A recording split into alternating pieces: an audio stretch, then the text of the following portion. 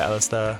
Hello, dear. I'm very well, thanks. How are you? I'm good. You always slip into a Bristolian accent, I feel, when you're saying hello at the beginning of an episode. I don't know what that is. Hello, my darling. Hello. Well, do you know what? This week, I think it might be, we've just been watching a lot of West Country of Doctor Who lately. That's a lot of people true. talking like this. They did talk a lot like that, didn't they? They really I didn't actually even think about where this episode is set. I guess there was a lot of West Country accents now I think about it. Yeah. I mean, I feel like, it's obviously filmed in Wales, but I feel like it's kind of like Bristol adjacent. That's kind of maybe like Gloucester. That kind of place. Yes. Yeah. That makes sense. The little teaser, if you've guessed what this week's episode is from that, I'll give you a little food for thought. Exactly. Oh, how are you, Alasdair? I'm very well, thanks. I'm a little bit sleepy. We had my birthday party yesterday. We did. It was so much fun. You sang a few really nice numbers for us. Sam is really, really good at karaoke. And my favourite songs that you do are Be Our Guest. And what was the other one you did last night that's like one of your staples? I did Part of Your World from The Little Mermaid. Part of Your World. You do so well. That was fun. There's a video of you singing and it kind of pans around to me on the sofa and I'm like dead. Like, you have my full attention. My boyfriend was like, he like clearly captivates you. He's like, you look so happy when Sam sings. I was like, I am. Like, I love it. I'm not kidding. I literally, because like we were going to go to this karaoke bar and it was fully booked. So we were just doing some songs in like Alice's flat. And I was like, the only reason I can do this is just because I can look at Alasdair and he's really taking it seriously. So I'm there singing and you're like looking. Yeah, I was like really egging you on, but you going for it properly really inspired other people to take it up. And by the end of the night, it became this, it's funny because any clip of it, it's not really like a rowdy, like, it's not really like a laugh by the end. There's a lot of like very sincere performances with people like encouraging, like gently swaying to the songs that are on, which is quite funny. So cute. And at the end, like someone would put on like Taylor Swift or High School Musical or something, and like everyone was just stood up, like everyone's in a joined circle in, but everyone's singing. actually like trying to sing well. It became like a choir. It's quite honestly, it was a lovely night. It was so a lovely night. I so love it. And also this morning I woke up and I was very, very happy because as with all house parties, my wallet it didn't take a dive. It's which still I like enjoy. That's exactly what I'm thinking. Cosy lives, keep it indoors, Honestly. not one cue. We control the music. You get unlimited goes on the karaoke. It was amazing. Massively underrated to stay in, to be honest. But it was a great night. And it's funny as well because then like there was a point in the night where everyone's like, okay, maybe time to wrap up now. And you're like, what do you say we keep these good vibes going? And you're like, drinking game. And it gets to the point that everyone's like, I'm drinking water now, Sam. And you're like, that's fine, like everyone else. And it's like empty bottles. This is my thing. I'm not going to like pressure anyone who doesn't want to drink into drink. Like there were people who like, because this was very much like at the end of the night and I was like, why don't we play a drinking game? And if people say, no, I'm drinking water, I'm like, that's fine. You do you, but you still have to play. You still have to play. You can just drink your water. And it definitely was the point where I think 3 people were like taking their penalties and like, I'm getting drunk tonight. And I was like, yes. Girlie's getting drunk. But it was so much fun. Did you have a nice birthday? I did have a nice birthday. And so off the back of that, as well with it being my birthday weekend, I felt it was time for me to indulge in just another one of my favourites, really. Well, I'm very happy to be along for the ride. Yeah, I felt like this week I just wanted to talk about one of my favourite episodes. I was like, you know what, comfort episode. One I was watching for fun anyway the other day. And I thought, why don't we just talk about this? Because it's one that we're pretty good at. I think we wanted to also talk about a Martha story was maybe on the agenda. Yeah. And correct me if I'm wrong, I don't think we've gone to series 3 yet, have we? No, we've not. So we've done the entirety of series 1. We have dipped into series 4. We've dipped into series 7. We've looked back at classic and we've done like episodes and spin-offs, but we've not done anything. We've talked a lot about Martha. Like we are big advocates for the Bring Martha Back campaign, but we actually haven't looked at one of our episodes. And it's funny that I always found it funny that you liked this episode so much because it just never really, like, not that it didn't stand out to me, but like it was never one of my favorites. But rewatching it now for this, it's such a good little pair of episodes. Like there's so many layers to it. It's really great performances. Yeah. So I can see why it's one of your favorites. Yeah, if you follow me on Twitter, you might have seen me refer to these as my comfort episodes. We'll dive into exactly what that means. But without further ado, this week we're looking at Human Nature and the Family of Blood. They aired on the 26th of May 2007 and the 2nd of June 2007. Saying 2007 really does, like, I'm very aware Series 3 came out in 2007, but I'm now like counting back how many years ago that was, given that it is 2023 now. I know. And when You were in year 6, I was in year 7. No, year 5. It's the summer. Yeah, I would have still been in year 5. You were in year 5 and I was in year 6. We were both in primary school when this came out. It's so wild. I remember. What a long time. I don't know what it is about series 3, but I think maybe like, you know, I was like going towards the end of my primary school or something, but series 3 in particular really has like a certain feel for me. Like I feel like series 1 and 2 and 4 all give me like the similar kind of nostalgic feel, but series 3, I don't know what it is. It's just such a different vibe in a good way, like in a good way. There's something really different about series 3. I haven't quite nailed what it is. Something feels very different about series 3. Yeah, I think so. And I'm very excited to dive in and start chatting about it. You know, I kind of think about it. I wonder if series 3, I mean, we'll discuss, but I think in some ways is the darker series. There's a lot of really dark tones in this and dark themes, but yeah, this was definitely one of those episodes. Yeah, I think so. I also find that a lot of things in series 3 come up a lot. You find a lot of times where you're catching the Doctor and Martha like either on the tail end or right at the beginning of an adventure that we see off screen. It happens in this episode with the cold open, but it happens again in Blink right at the end when we're seeing the Doctor and Martha on a different adventure. Again, the Doctor giving instructions to someone on screen happens in this episode, happens in the next episode in Blink. I find that a lot of things come up a lot during series 3. I don't know what that is, but interesting observation.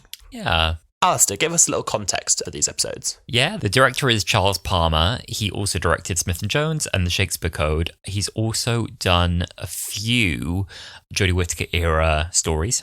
Oh. He's also the son of Geoffrey Palmer, who played Captain Hardacre, who was the evil captain on the Titanic in The Voyage of the Damned. But he's best known as Mr. Price in Fawlty Towers. You definitely recognise him if you saw him. Definitely recognise him. I didn't realise that they're related. How fun. You did. A little bit of nepotism there. Charles Palmer is a nepo baby. Let it be said. Oh, God. No, I'm kidding. Am I kidding? No, you're not kidding.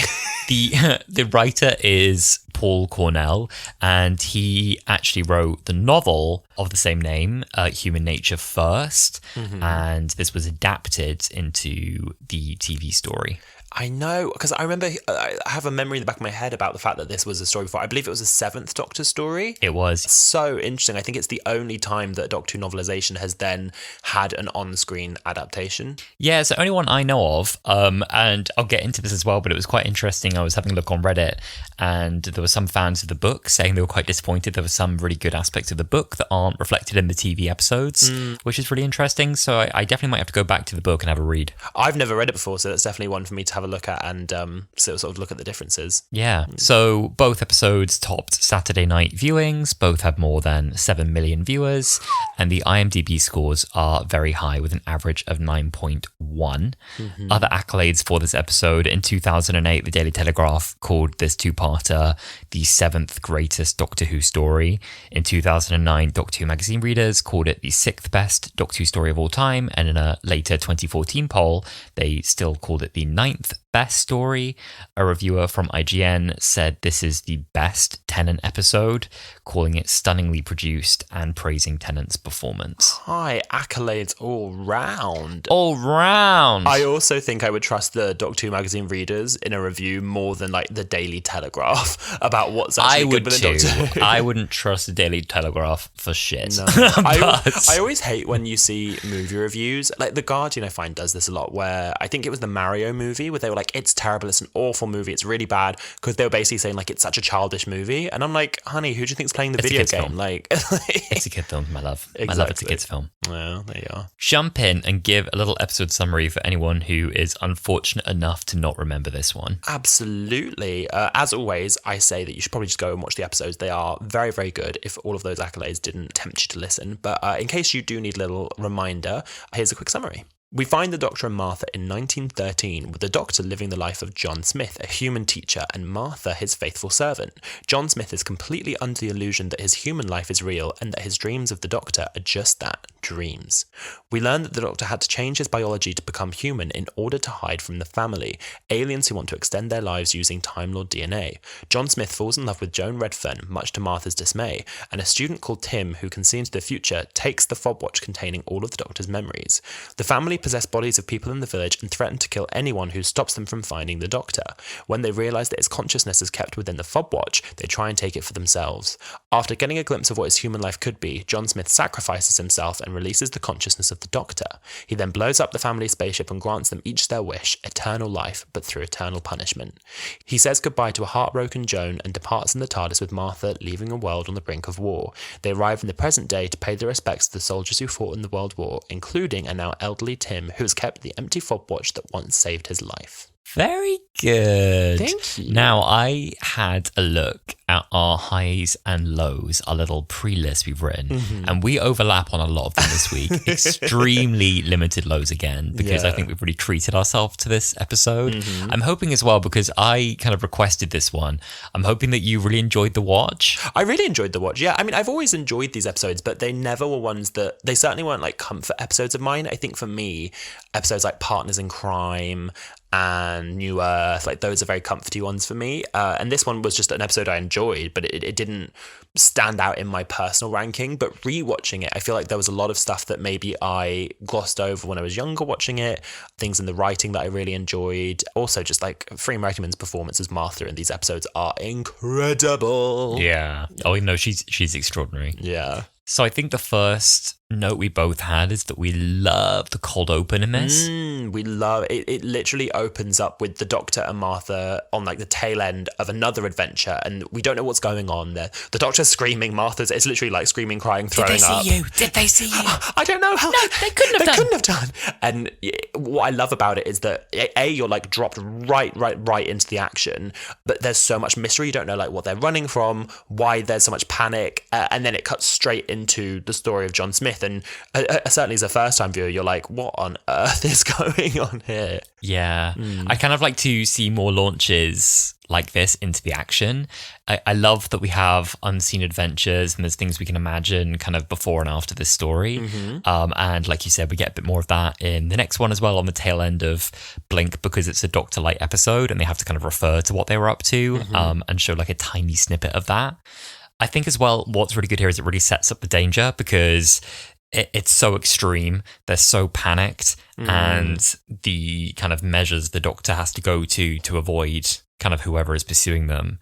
It's so extreme that when that ship lands, we know that shit's about to get real. It's also really interesting watching this after seeing Jodie's era, where in the Doctor's timeline, canonically, he'd already used the Chameleon Arch when he was the Ruth Doctor, and completely obviously forgotten about it by this point, had their memories removed. But seeing, sort of piecing it all together piece by piece as to what that opening scene means, I think both for the Doctor, but also so much for Martha, it's like, it's both exciting and exhilarating, but also quite heartbreaking and really, really sad that Martha's now... I didn't really put two and two together as well, I guess, originally, that they're there for months. Like, I think they're already there for like 3 months. Yeah. And they've still got like another month left. They're on month 2. They've got one left. That's I think. crazy. So they must have met the family when they just stolen another body, and they have to find something pretty quick. Yeah, exactly. And I think... Or is it that?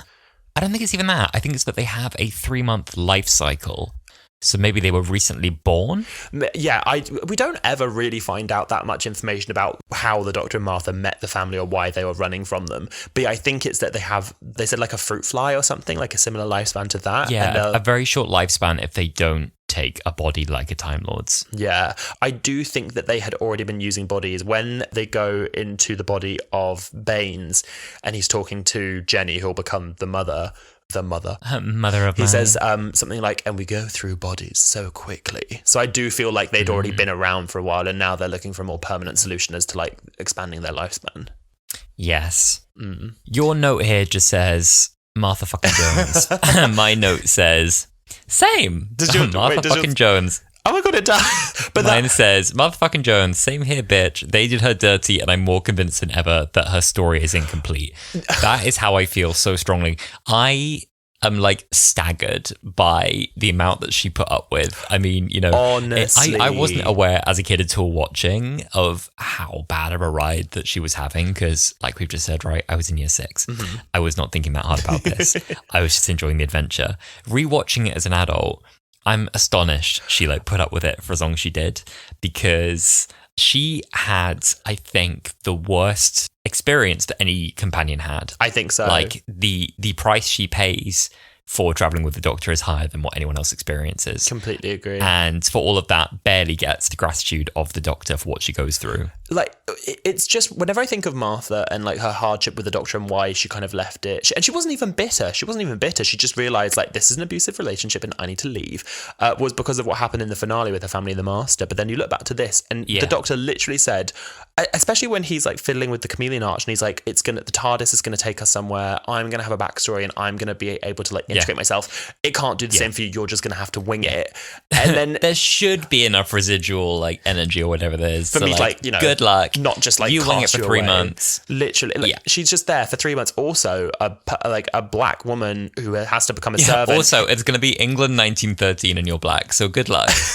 Like, couldn't he have said it to be like, I don't know, 2007? Literally, any other time. Literally, maybe just go like, I don't know, 70 years the other side, if you can help it. Exactly. I don't know, like, it's just, I don't know what it was about that time period that meant they had to go there, but Martha got a raw deal. But she is amazing in this, though. I love how bolshy she is. I like the relationship she has with Jenny, and Jenny is just like constantly impressed when she's like, you know, you're a Londoner, you just do things differently in London. Yeah. They gave her plenty to do for the ride that she had. Martha really is kind of the hero of the story. I mean, there's a few heroes in the story, but Martha really is a standout, of course. Yeah. She's not just kind of a victim in the story. She has loads to do. Yeah. She's a very impressive and very capable companion who is kind of up against a lot and manages to kind of stay very strong throughout this. But my God, they put her through it. They put her through it. What do you think about the whole love story or like lack thereof between the Doctor and Martha? Because I sort of forget until I watch them again how much it turned into Martha being in love with the Doctor. Yeah. And especially here in this episode when John Smith falls in love with Joan Redfern and you see Martha say like, you had to fall in love with a human and it wasn't me. Like, I kind of, like, I see it, I get it, I respect it, but I feel like that almost... I kind of wish they hadn't written Martha like that because I feel like it almost cheapens her character where, like, in series 4 when you see the Doctor talk to Donna about Martha, he's like, oh yeah, Martha was great, but, you know, she fancied me. Like, and then it kind of robs all of these amazing accolades that Martha achieved throughout her series. And I think we've spoken about it before, Martha definitely wasn't any of our favourite companions growing up. I think maybe just because of the fact we love Rose so much and she wasn't Rose. But she truly is, I think, one of the most capable companions I've ever had. And exactly like you said, her story I don't think is done. Yeah, I think it was potentially a misstep for Martha to come into the show and fancy the Doctor. I think it would have been nice almost for the Rose relationship to be a one-off because of the time in his life that he met her. Yeah. And then otherwise go back to having kind of a broadly asexual Doctor, I think, apart from that one special romance. Because I don't think there was a lot of precedent for romantic relationships in the classic series. No, never. And then in quite a short span, the 10th Doctor is a real flirt, like a massive flirt. Oh, yeah. And a really sexual Doctor compared to what kind of goes before or really after. I think, apart from maybe 11, but they really phased it out. Yeah, I feel like... Which I think was probably a good thing. I think it was Sylvester McCoy that was very vocal about it. They were like, I don't think... Why would the Doctor want to get with a human? That's disgusting. Like, they really didn't think the Doctor should ever be, like, sexual or innuendo or have love interests. I think it definitely came through from Paul McGann. I think there was the big kiss with him and Grace in the movie. And you kind of get the joke about it as well on the Day of the Doctor when the 10th Doctor is marrying Queen Elizabeth and the War Doctor says, like, does this happen a lot in our future? And the 11th Doctor goes, it does start to happen, yeah. Which was quite funny. Like, I think it works kind of for Nine and Rose because of what they kind of bond over and what the Doctor's been through and he's alone and, yeah, the trauma bonding. I think you could have given Martha a really satisfying arc that ends in the same way without her being in love with the Doctor and her recognising maybe pretty early on, hey, listen, I might have fancied you at one point, but, you know, you're not actually that kind of guy that I'd be looking for. And let's just move on and continue as kind of friends and people who respect each other here. Yeah. And then she could have still stepped away, you know, for the same reasons, saying like, look, I've got people to look after. This life is too dangerous. You don't treat me respectfully. You're not very nice. You're not very nice. Yeah. I don't feel safe with you. And I've got people I want to prioritize back home and I can't keep running, but without leaving because she felt kind of a bit slighted by him romantically, which was a part of the reason she left. I think that they could have had a very satisfying ending to this series if she had said, I need to leave because I've realised you're dangerous. And I really like the speech she gave Donna in series 4 where she's like, the doctor's like fire, stand too close, people get burnt. I think it would have been good to be like, I love you, I have love for you, not romantically necessarily, but you're a dangerous person and I have people that I need to take care of and I'm not going to risk myself or them again by travelling with you. And I think that would have had a much heavier consequence on the doctor rather than what it kind of ended up being, which is, I have a crush on you and you don't love me like that, so I'm going to leave. Like, it felt like it kind of was a cheap shot, I guess. That, I think, segues quite nicely into a high for me in this episode, which was the Dark Doctor. The Doctor in this episode is horrible. I mean, the Doctor, the character, is barely in this. The Doctor is only referred to. And a lot is said about the Doctor that isn't nice, about what kind of man is he? Why does he need you? Oh, he needs me because he's lonely. And it's like, why do you want me to go back to being that? What are you to him? What is the point of you? And all this. And the part that really shocks me is he's such a villain. And it's so uncomfortable when he's changed and Joan is like, I find it really hard to look at you because you're like wearing a dead guy's face who I was in love with. She's already a widower. She's a widower almost like again because she knows she would have had a life and children with this man. Yeah. He now kind of swaggers in with the same voice and the same face and knows it's uncomfortable for her. And he tries to kind of manipulate her into coming with him.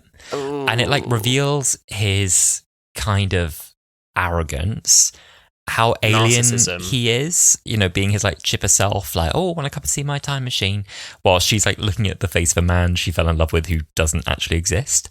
Also, another level to that again is such a humiliation for Martha, is that like Joan is racist because of the time that she exists in.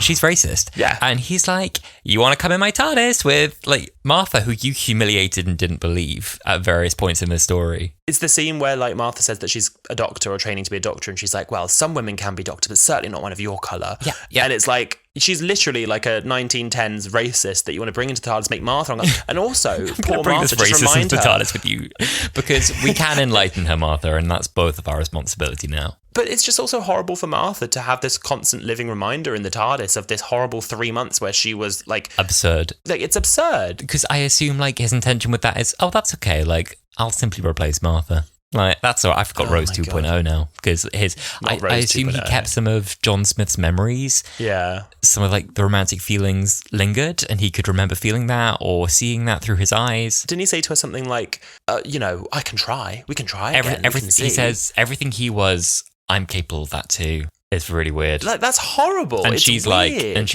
and Joan's great in this because I think they deliberately make the Doctor, you know, go too far in this point because then she says, you know, she's like struggling to even look at him.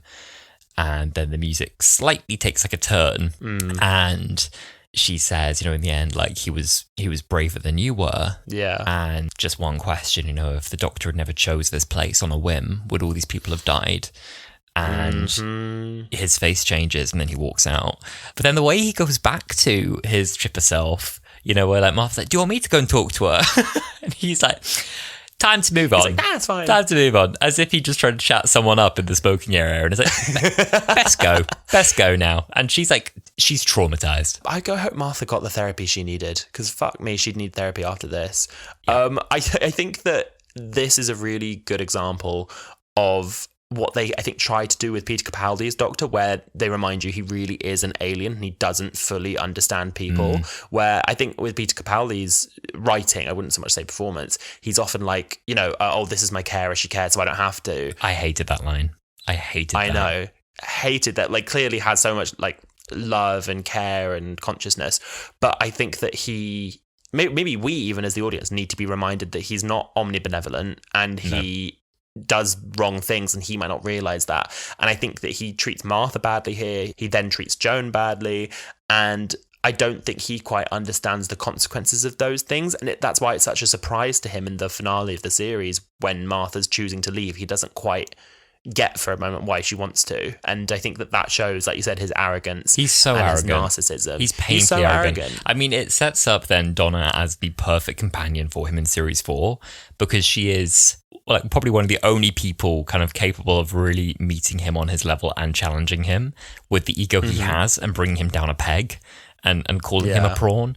And and the show is so much better for that. But I mean, this really convinced me like more than ever that Martha's story really is incomplete, because it's so strange. Like, she is so great as a character and so capable, and Freeman Adjman plays it so well. But everything that happens to Martha and everything everyone says to her is so insulting. And I think that was what Freeman Adjman said. She said, like, if I came back, I'd need to come back with Martha as more of a complete character and not just someone who pines after the Doctor and is defined by her relationship to him, which is completely fair. Completely agree. I'd really like her to be a part of a unit story independently now, I think, of the Doctor. I'd like her to see the Doctor, but without kind of huge warmth for the Doctor. And I would like Martha's role, I think, in relation to a new companion to be almost to like exist to offer them a cautionary word. Well, I didn't really pick up on it when watching it as a kid, but that's exactly her role with Donna, I guess. Like, she is very warm with the Doctor. She's glad to see him again, but she warns Donna, like, this is what happened to me. This could happen to anyone who gets near the Doctor because they're a really dangerous person. And I think that as an audience member, I definitely underestimated just how dangerous he'd been to her beyond like the trauma her family went to at the end. I think that these 2 episodes really do show what the Doctor is willing to put his companion through without really thinking about it. Like, it all happened, I'm assuming, within the space of like 5 minutes, them coming back into the TARDIS and then him wiping his memory. And Martha just had to deal with that and ad-lib and, you know, make her story up. Like, it's awful. Interesting as well, when she talks to Donna in the next series and is offering that kind of like be careful speech, is that what prompts Donna to go home and see her family again? I think it is. No, it is. It's because of that chat. She wants to go and see them.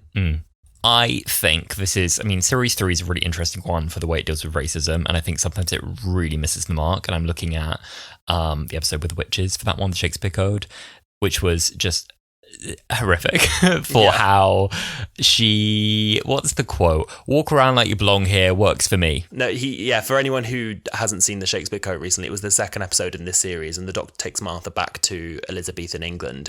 And she asks him, am I okay here? And he's like, what do you mean? And she's like, well, I'm not exactly white. And he goes, just walk around like your own place. It normally works for me. And they just gloss over not only racism. That, but like, they've got Martha walking around as well, like in a tank top. And then it's fine. It's absolutely fine. He's just, I don't know. I don't think that's even like excusable as like the Doctor's character. I really genuinely think the Doctor's meant to be quite an observant character, really. I think it's just lazy, like lazy writing. This one, it's interesting, I think, because you see racism done in a few different ways with different characters. So you've got Baines and his friend who are actually cruel dickheads. Outwardly like racist. Overtly racist and make racist jokes. You have Joan, who internalizes racist assumptions and believes it's impossible that Martha could be a Doctor.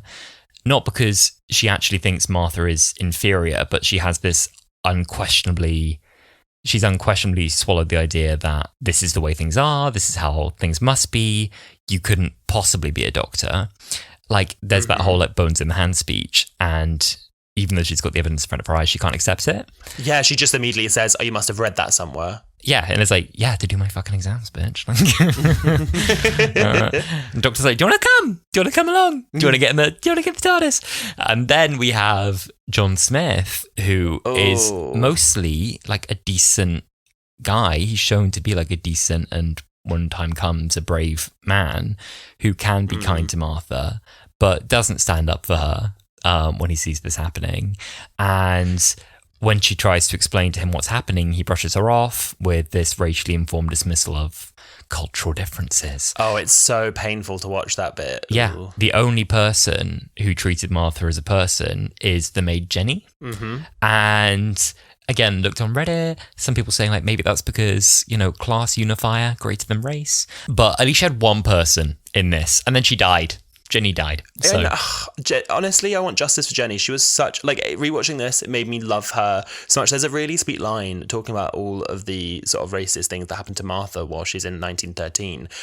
when they're outside the pub in Human Nature, I think Jenny says something like, oh, it must be different where you come from. And, you kind of think as an audience member that she's being like, oh, but back where you come from. Wink, wink, nudge, nudge. And then Martha's like, yeah, London. And she's like, good old London town. And you realise she's talking about the fact that she's from London. And they're, I'm assuming, like in Bristol or Gloucester or something.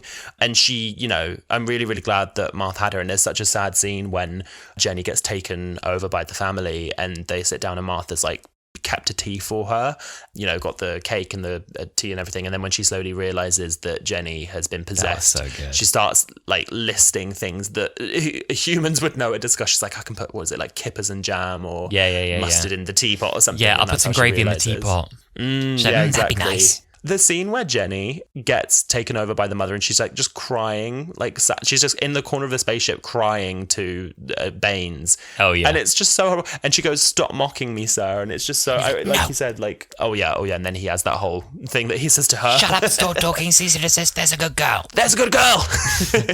Yeah. Oh, bless her. Justice for Jenny. Justice for Jenny. And on that note, should we talk about the performance of the season, which for me is Harry Lloyd, who I believe steals the show, Mama, playing... Who is he? Is he Son of Mine? I think the character would be Son of Mine. I just keep calling him Baines because that was Jeremy Baines was his human name. But you're right. He's Son Baines of Mine is and Son of Mine. Yeah. He is extraordinary in this. He really steals the show. I mean, all the villains in this are fantastic. Not just the family, but I really like the Scarecrows as well. And the way they have those like stitched shut mouths and eyes which are like stained red and look like blood, and the way that people are always like reaching inside them, like pulling out their like hay guts, and they're like, there's nothing in there. Like it's so good, so creepy, so scary. The way they walk as well. Yes, and Jenny, actually, her performance is really good as one of the villains as well. Oh my god, I wish I could do an impression of this bit. It was like she's having this confrontation with Martha at the start of the second episode. And she's like, what's happened to Jenny? And she's like, she's consumed, her body's mine. And Martha's like, you mean she's dead? And Jenny goes like, yes. And she went with the precious little dignity, all that, screaming. I was like, oh my God. And there's another bit as well with Baines when he comes back in through the window. And he's like, he's come back without the beer. And he's like, what's the matter with you? Caught the sniffles out there. And he's like, yes, I must have. It was cold. Very cold. And it's like, oh. It's so the good. way that his voice is like slightly different as well. Like I like everyone who was playing like a dual character in this. So the four people in the family and also the Doctor and John Smith, they all ever so slightly changed their voice, except for Jenny, which is overtly like she's just doing like a South English accent now. Like she completely changed their voice. The farmer, however, though, he doesn't change his voice at all. He's just like, oh, I have found the TARDIS. Like, oh yeah, we Doctor, come and collect your prize.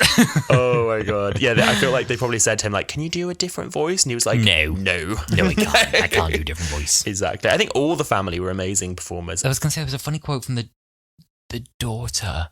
So the head teacher goes, that's right, now take my hand. And she goes, so funny. And then the script goes, Lucy produces a ray gun and vaporizes the headmaster.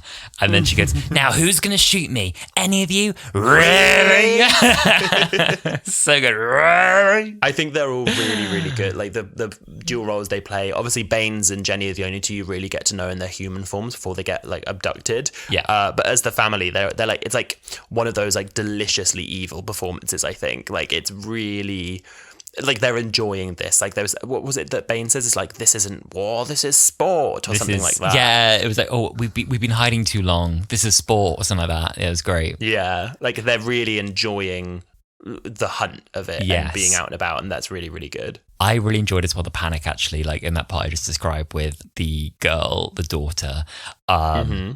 When they are outside and there's this like panic where the head teacher obviously wants to bring this little girl inside the school, believing there's like a murderer about, and there's this like slight panic about like, wait, can we bring her in? Is she a part of this? What's going on? And it's a bit like, wait, no, I think she was at the thing, and wait, maybe stay back. And then Joan has to like jump in, like, I don't know. I think you should stay back. Actually, I think we should leave her alone. And then the doctor's like, she was with Baines, and then it's a bit like, and they're not sure what to do. Like, do we leave her or? And it's very good. I like that. Yeah, and the head teacher, I like how stubborn he is. Also, he always assumes that he's right, and then he is constantly proven that he's wrong. Like when they're all prepping to fight the scarecrows, he's like, what are you all doing? I should have you all like put to bed, blah, blah, blah, blah. And then they explain the situation. He's like, all right, well, Smith, maybe you did do a good thing here. And then, like, he's just fair enough. And he's constantly just proved wrong. Sounds like we are under attack. One thing I really enjoyed watching this in a kind of like unenjoyed way, like it's not a nice thing, is the moral dilemma of training boys for war. And how, you know, especially throughout the first episode when before the threat arrives, they're just training them for military training. And I think Tim is the one that says that the things that they're shooting, they all have spears. Like they're using such an outdated mentality of what they think like a warrior is. And then obviously the allegory with the World War One, that all these boys really were being trained for a war and being told that it was going to be glorious and amazing and all this, without any comprehension of what it would actually be like. And there's such a horrible scene once in the second episode, once the scarecrows are being set on the school and they're about to invade. It's like 20 seconds with like, I'm not sure if there's music or anything. You just kind of hear the boys. There's choir music. It's like the boys singing. Oh, but before the choir, because the choir, when they're fighting, there's the choir, but it's when like you see one of the boys like wipe a tear away. Oh, and no, you just that's hear silent. Them, like, sniffle. No, it's just silent. Like 20 seconds of silence, and you just see boys like crying in fear for their lives because they've suddenly realised that like this isn't the glorious war they were promised.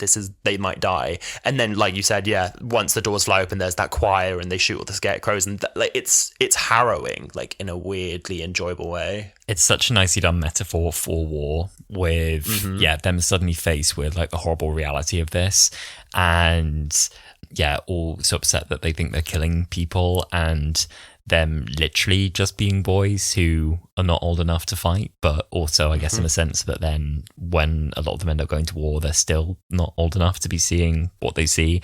And the kind of relief as well when they realise it's scarecrows. Yeah, they realise they've not actually killed anyone. So we didn't kill anyone. And then that's that kind of weird moment.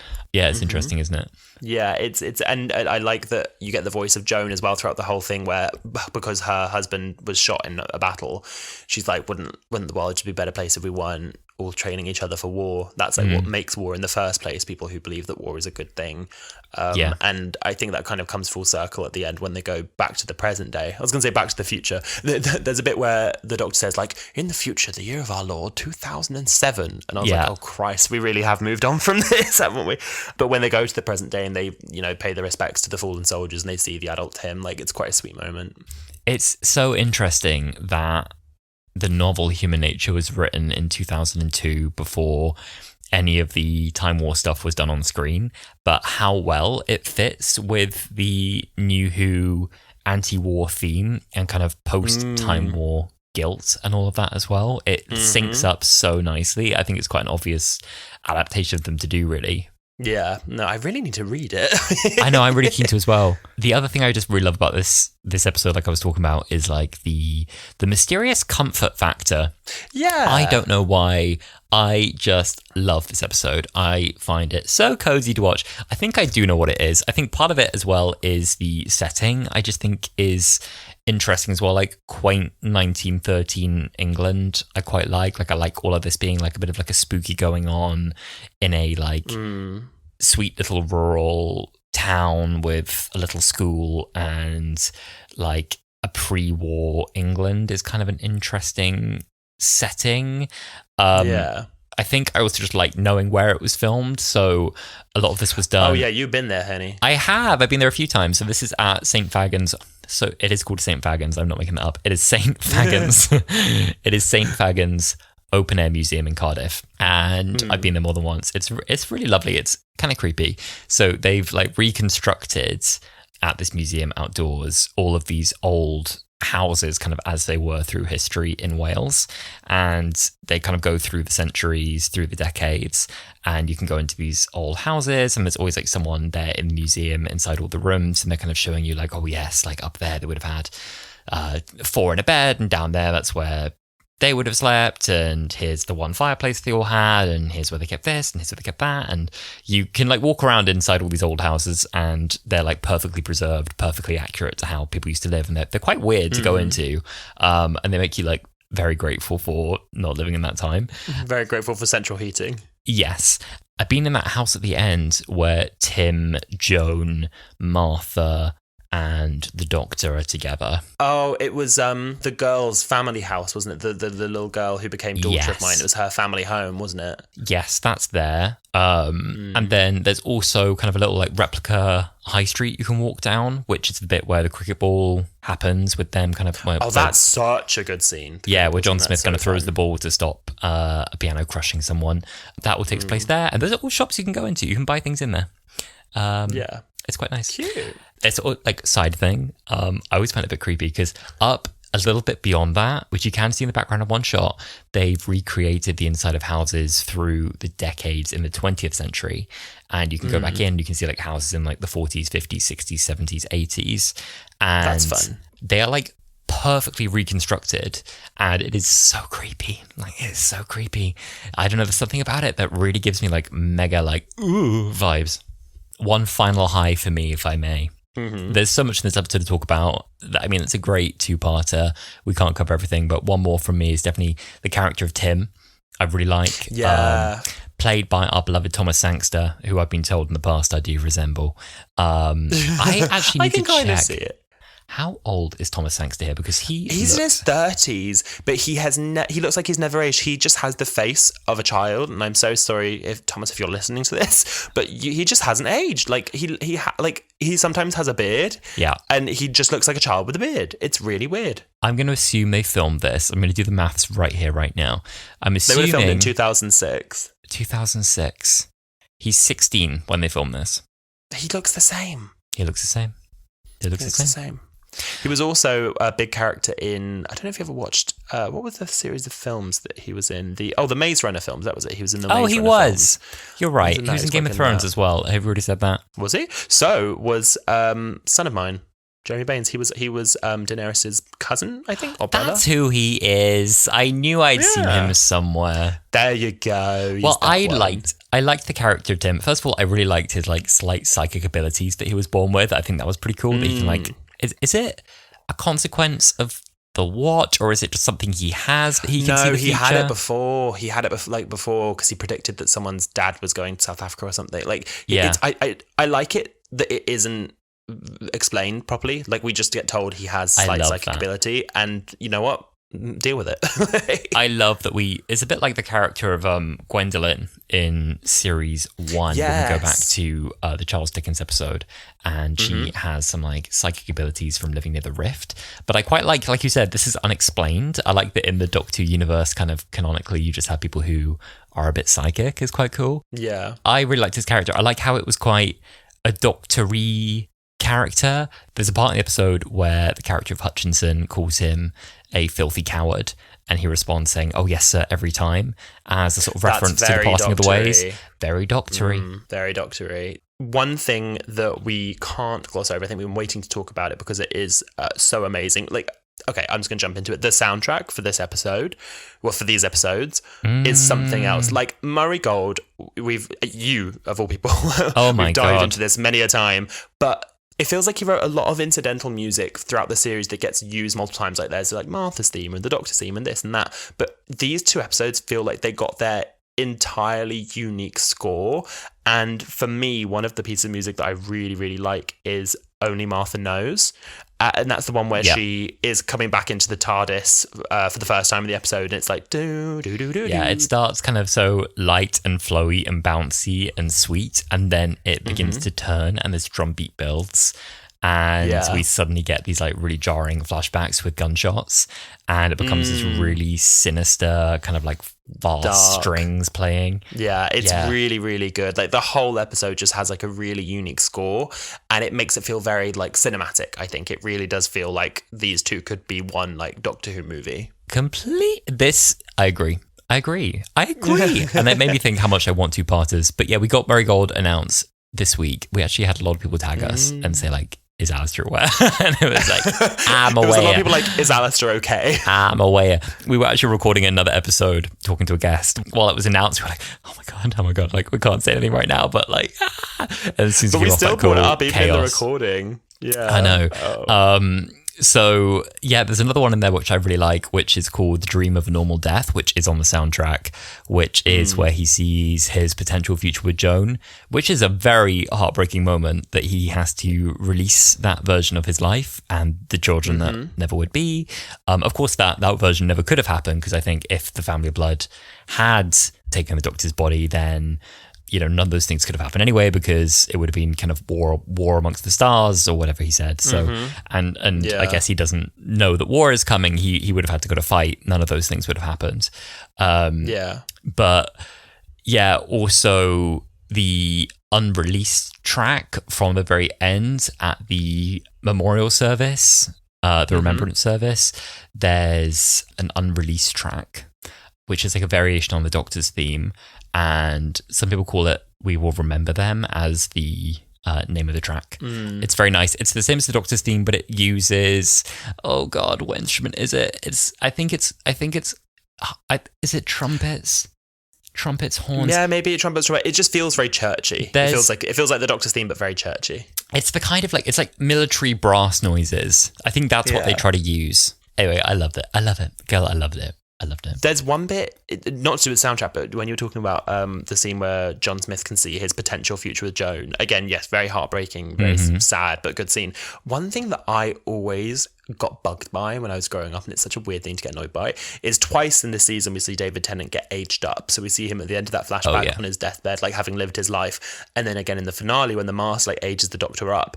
But it's completely different makeup, both times. They look entirely different, and I get that. I guess it's because he's meant to be a 90-year-old man, whereas he'd aged the Doctor by 100 years or something. But I always was surely you just make the same prosthetic and do it twice. Why are you doing two completely different makeups? That feels like a lot. It's such a weird thing to get bugged by. I didn't adore that prosthetic. For me, when it panned up to his face and I kind of knew what was coming, I was a bit ooh. It looked very spray the hair grey and draw on some wrinkles. Yeah, and for me, the moment where he dies is inadvertently a little bit funny when it's everyone's safe, John. And he's well then. And just dies there on the spot. And just okay. Oh my God. I just found that quite funny. But otherwise, apart from that moment, I think, this episode, I mean, what notes could you possibly put on this? I think this episode was genuinely pretty perfect. Alasdair. Yes. Coming off the back of these, are you ready for another episode of Camp or Down? Well, yes. So, for this one, we've kind of looked at a few quotes from the episode. Number one, sardines and jam. Camp or down? You know what? I don't know if it's camp. It's genius. I wouldn't have thought on my feet the way Martha did. Is it camp? No. But it's clever. Do you know what? I think the whole thing is, there's something a little bit camp when she's just I can put a nice bit of gravy in the pot and some mutton or sardines and jam. How about that? It really was thinking on her feet. Jenny's reaction perhaps possessed Jenny as a little more camp. Fair. This is one of my favourite quotes. I can't perform it for you, but I can read it verbatim because I think it still really carries a lot of the effect. Baines, you dolt. I thought you'd been caught by the Rozzers. Well then, where is it, man? Where's the blessed beer? There's nothing camp about it. It's not camp, but it is hilarious. It is so funny. It's his he kind of not even the Rozzers. The Rozzers, the dolt, the blessed beer. The blessed beer is a little bit camp. I'll give you that one. New from C.S. Lewis. The dolt, the Rozzers, and the blessed beer. And then the last one is when Son of Mine is talking to Jenny and she's like, stop mocking me, sir. And then he goes, shut up, stop talking, cease and desist, there's a good girl. Shut up and stop talking, cease and desist, there's a good girl. That is camp. All of his facial expression extraordinary, so camp, so great. His entire characterization, camp. Camp, camp. Yeah, no, he's really, really camp. I love it. Good one, girls. I have a few fun facts for you this week. Ooh. Now, during the Doctor Who lockdown event of 20, that was when it was, there were a few fun pieces of material created, including Shadow of a Doubt, an audio story specifically made for the event. It was the first of two stories written by Paul Cornell to coincide with the watch-along of Human Nature and the Family of Blood. Mm-hmm. Now, in that story, basically have a character have a conversation with Daughter of Mine who is trapped in the mirror, and she refers to meeting several doctors once a month, every month. So I find this quite funny because I think in my head, following the episode, the 10th Doctor maybe was vengeful for a period, but ultimately maybe eventually freed her or stopped visiting. I didn't really imagine that every Doctor, every month, would keep coming back and visiting her. I didn't imagine they would, honestly maintain that level of rage. They just stayed mad. Yeah, they don't describe them kind of by numbers. They will say like, oh, it's the older one with all the hair, or it's the one who can't walk.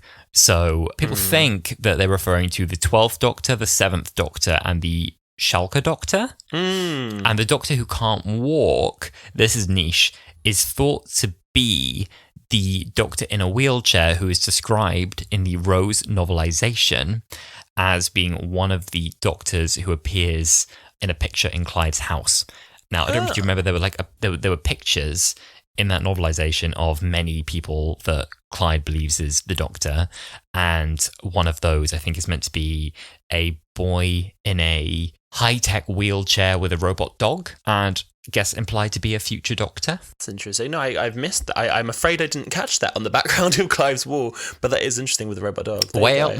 There you are. There's one as well with the red hair, which I think is a Doctor who has appeared in expanded media, but not one I know. Very niche reference, I think, that one. Yeah, no, that's cool. I'm sure that everyone's going to be pulling everything out of like Dimension in Time and then the Comic Relief sketch with Rowan Atkinson. Oh my God. Canonizing all those Doctors. Doctor fans are so insane. I adore it. There's no other fandom in the universe that's this unhinged.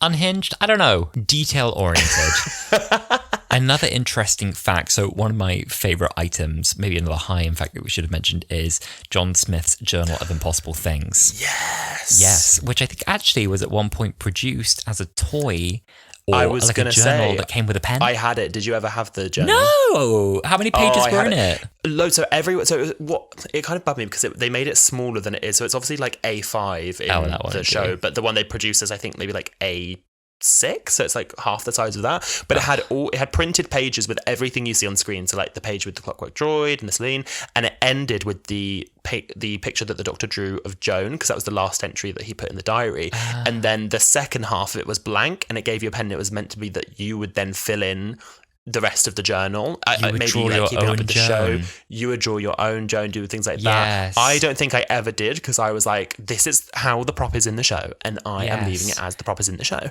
But I loved it. It's such a fun, I'd love to have like a replica of it. It's such a fun prop. And now you too, child, can go out with an ink pen, find someone to fall in love with and ultimately traumatize, draw them in your book, and then vanish from their lives forever.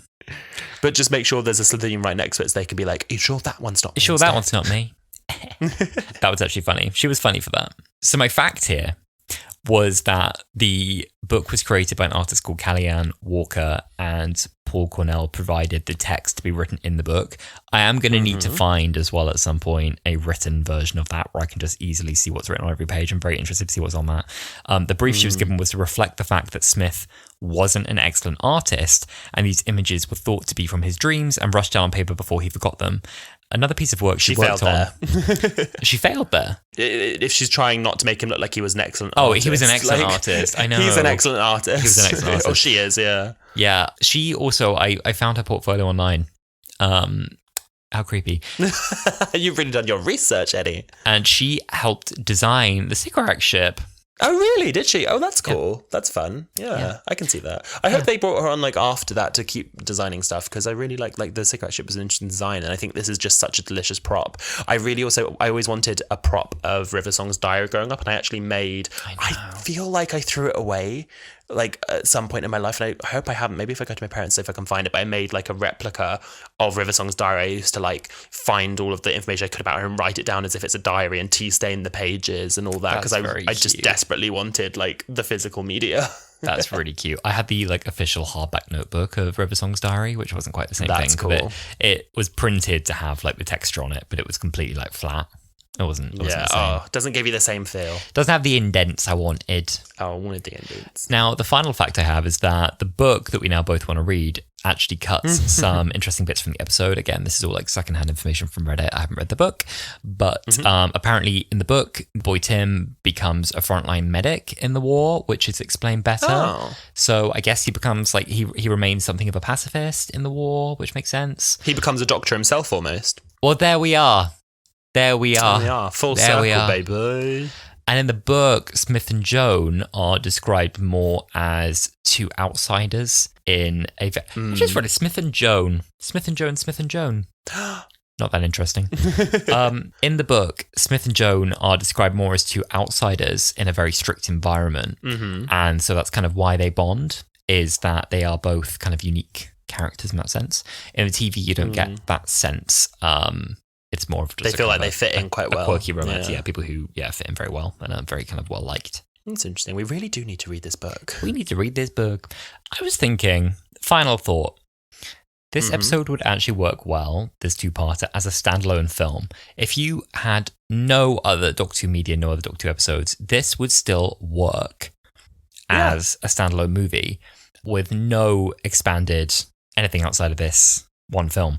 The one thing you would have to do, I think, to make that work is give Martha a different conclusion in the episode, probably where she ends up walking away at the end, because she would need a complete character arc within that one film. But beyond that, this could probably be its own film. It really is, because she explains the bases, well, her and John explain the bases of who the Doctor is and what they do. As an audience member, I'd be really interested to watch this with my partner, because he isn't a big Doctor Who fan and he's definitely not seen them before. I mean, he has, he's with me, who's a co-host of Doctor Who podcast, so we kind of soak some things up. But I'd be interested to see his reaction from this, because it is an all-encompassing story. You really don't need any prior knowledge. But you're right that, I think Martha gets her finale at the end of the season, whereas if you're doing this as a standalone movie, you need to kind of bring that resolution towards the end of this episode, because she kind of just ignores the trauma and jumps back in. It's arguably a good starting episode for a Doctor Who newbie. It could be, because it's one of the strongest episodes and requires no context. It'd be good, but I never really thought about that, but that would be a good one to sort of throw someone in. It's just a very good pair of episodes. Very good episode. Very good episode. Very good episodes. Well, and as always, we would love to keep the conversation going with you. Please let us know, do you love these two episodes? Are they comforting and warm for you? You can reach out to us, as always, on our Twitter, Instagram and TikTok, all of which are at Wholala Pod. You can also catch up with old episodes of the podcast on our YouTube channel, also at Wholala Pod. Yes, and if you have a moment, we would deeply appreciate if you could rate us on whichever streaming service you're using, whether that's Spotify, Apple Music, or something else. We're very grateful for any reviews you leave us. And until next time, see you soon. Bye!